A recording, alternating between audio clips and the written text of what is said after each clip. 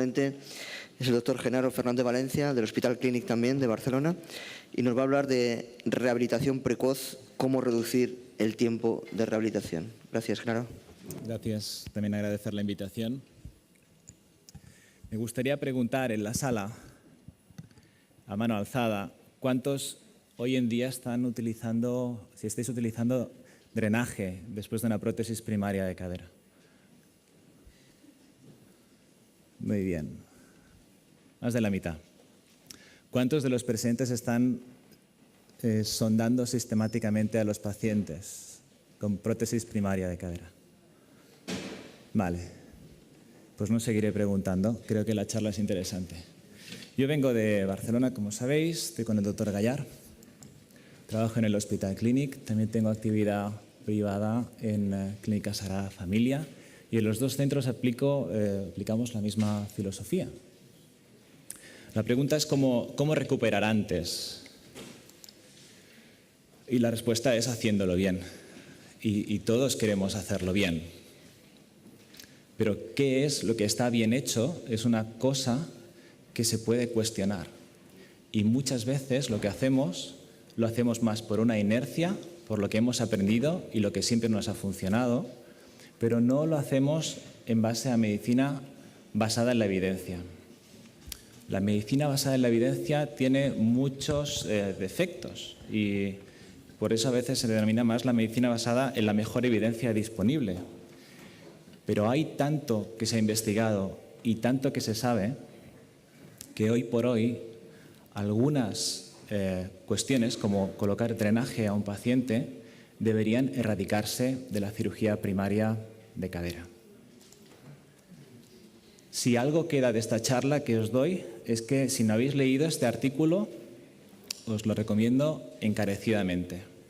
Está escrito por 3 centros de referencia y lo que busca es la mejor evidencia disponible respecto de muchos mitos que hemos ido heredando y que hemos ido perpetuando tanto en prótesis de cadera como en prótesis de rodilla. Hasted es uno de los cirujanos que lidera este movimiento lo llaman recuperación rápida, fast track, pero que en el fondo no es más que medicina y cirugía basada en la mejor evidencia disponible. ¿Y a qué conclusiones llegamos? Después de estudios serios, prospectivos, aleatorizados, pues que no hay que hacer ningún cultivo de orina, que esto lo hace mucha gente. No hay que sondar al paciente, no sirve de nada. No hay que afectar al paciente, en todo caso, maquinilla eléctrica justo antes de la cirugía. No hay que colocar drenajes, no hay que colocar plásticos adhesivos. Está clarísimo que aumenta el riesgo de infección. Los trajes espaciales han demostrado que no sirven para nada. Parece controvertido, pues que cuando uno mira el artículo y disecciona en qué se fundamenta, detrás hay ciencia. Y de ahí viene un movimiento que estamos viendo por el norte de Europa, con centros que dan el alta el mismo día. ¿Y cómo es posible que el paciente esté tan bien como para irse a casa el mismo día, casi en un 40% de los casos? Por un lado es un triángulo, la educación y preparación del paciente. Por otro lado, un manejo perioperatorio multimodal. Es esencial trabajar en equipo. No cuenta aquí que uno sea un cirujano liderando a todo el mundo y dando órdenes, sino que todo el mundo participa y hace ese equipo con anestesia, con fisioterapia, con enfermería, con administrativas, con secretarias. Y después cambiar los hábitos o las tradiciones que no están fundamentadas en medicina basada en la evidencia.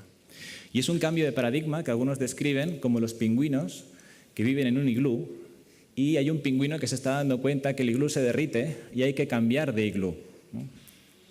Y realmente hay que cambiar de iglú por el beneficio de los pacientes y también por el nuestro, porque tenemos pacientes más felices, recuperarán antes.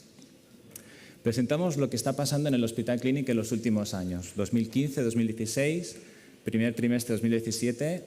Esto lo presentamos en el Congreso de la SECA el año pasado y cuando lo miramos nos sorprendió. Estamos dando altas casi en un 40-50% en 1 o 2 noches, con pacientes que están felices y que piden irse a casa.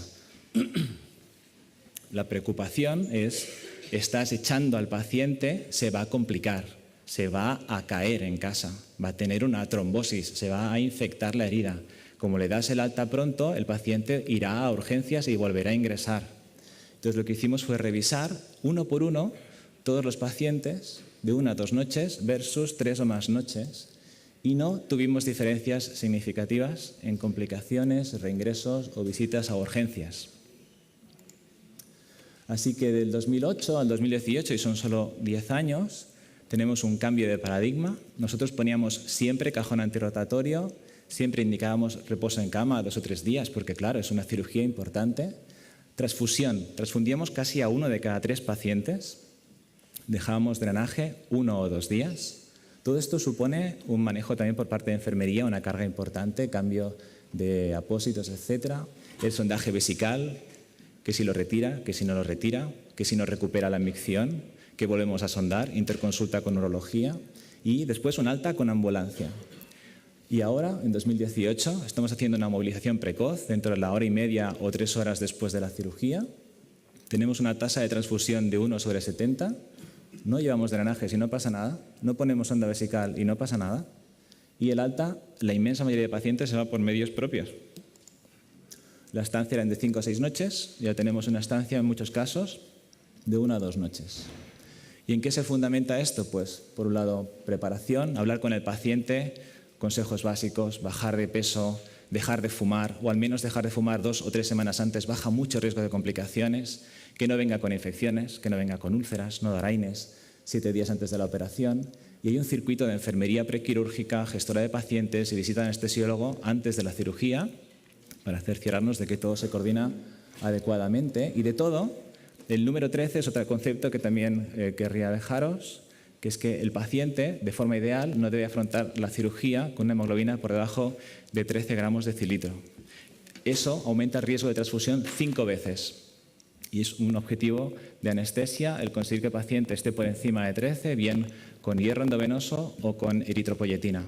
Cambia totalmente el manejo junto con el tema del ácido tranexámico. El paciente va a un taller educativo, allí se manifiestan los miedos, inquietudes que puedan tener, y el paciente pues, pasa a ser un paciente lo que se llama empoderado. Está informado, ha trabajado cómo salir y entrar de la cama, conoce el medio, se ha reducido su estrés y juega un papel activo. El paciente participa en el proceso de recuperación, no tiene un papel pasivo y está más confiado y satisfecho. La cirugía, de todo lo que se puede plantear como un gran avance, para mí es el ácido tranexámico. Independientemente de técnicas de acceso quirúrgico o de implantes, el tranexámico nos ha cambiado la vida en artroplastias. Y como veis en este artículo, se pasan de transfusiones de un 25% a un 4%. Y esto es hacer que el paciente recupere antes. El acceso directo anterior, yo soy de los que defienden que es un gran cambio. Y, por ejemplo, en este caso es un paciente operado bilateral simultáneo, acabó la cirugía por la tarde-noche, a las 9 de la mañana al día siguiente, estaba caminando solo con ayuda de 2 muletas y se fue a casa en 2 días sin transfusión. Y el anestesista hay que jugar con él a que entienda que ahora estamos haciendo otras cosas diferentes. La cirugía tuya es complicada, vamos a hacer un catéter y se lo voy a dejar 1 día o 2 para que no tenga dolor, ¿no? O voy a hacerle un bloqueo que ya verás que bien. En la recuperación rápida el paciente no tiene que tener bloqueos, no tiene que tener una PCA, no tiene que tener un catéter post-op. Hay que evitar mórficos en el post-op. Eso parece que le estás diciendo al anestesista, no te quiero. Y hay que decirle que sí, te quiero, pero durante la cirugía y después ya no. En el postoperatorio, analgesia vía oral y movilización precoz, como insistió. Y este vendría a ser el resumen de la artroplastia del siglo XXI. En una primera visita, como se ha hecho siempre, conocer al paciente y ajustar expectativas. En una segunda visita tendríamos un circuito con enfermedad prequirúrgica, una sesión formativa en la que el paciente conoce el medio, esto es muy importante para reducir el estrés. Una optimización preoperatoria, intentar que ningún paciente vaya a quirófano con hemoglobinas por debajo de 13. En la cirugía, una buena planificación quirúrgica es esencial, una óptima técnica quirúrgica, y ahora a continuación hablaremos de qué acceso y por qué. Y después la movilización precoz. Movilizando precozmente, las tasas de trombosis, que es otra gran ventaja, bajan tan drásticamente que algún país nórdico ha retirado la tromboprofilaxis estándar en sus pacientes porque tienen documentado que no hay eventos tromboembólicos de forma significativa. Cambia el paradigma de la artroplastia de cadera. Y finalmente, un alta en base a criterios funcionales. Si el paciente tiene el dolor controlado, es capaz de levantarse de la silla, ir al lavabo, volver, ir por el pasillo, subir y bajar escaleras, la analítica está bien, la reactiva está bien, se puede ir, y eso puede ser al día siguiente o puede ser incluso el mismo día de la cirugía. Así que, ¿cómo recuperar antes? Hay que hacerlo bien, con la mejor evidencia disponible, y como siempre cuando la humanidad ha avanzado, ha sido en base al conocimiento científico, y eso supone la luz que nos guía por el camino. Gracias.